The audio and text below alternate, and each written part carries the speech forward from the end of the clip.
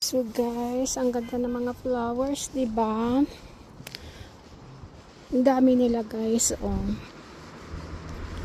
So guys, ikwento ko sa inyo kung bakit ba ako nagka-cancer ng stage 2, breast cancer to, guys, ha. So, ang nangyari kasi, guys, grabe ka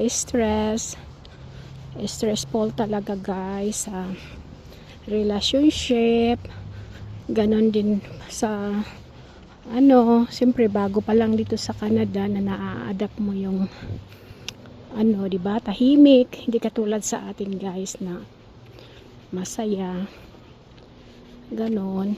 Tapos first time ko rin nag-work, guys, sa buong buhay ko, na din yung trabaho namin, medyo nakakapagod, ganon. Tapos panggabi ako, guys, ganyan. So kaya nung mga siguro, guys, mga 1 taon at 3 buwan, doon ko nakikita, guys, na nakapa na pag tumitingin ako sa salamin, mayroon na siyang parang malalim doon sa didi ko. So guys, chine-check ko, matigas. Tapos nag-watch ako sa YouTube, sabi is cancerous daw, kailangan ipa-check. Nag-isip muna ako, guys, ng mga 1 month bago ko ito pina-check. At nung na mammogram na, yun nga, guys, nakita doon na parang hindi siya benign. So then schedule sa biopsy. Nagantay din ako, guys, ng mga 2 weeks para sa result.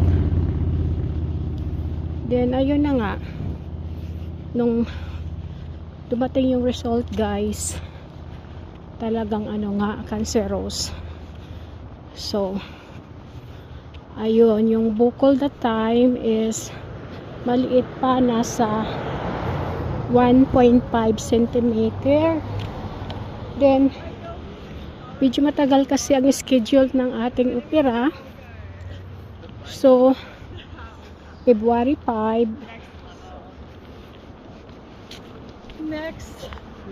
February 5, 2026 yung ating first operation. So lumaki agad ang bukol, guys. Naging na siya, guys, naging 3.5.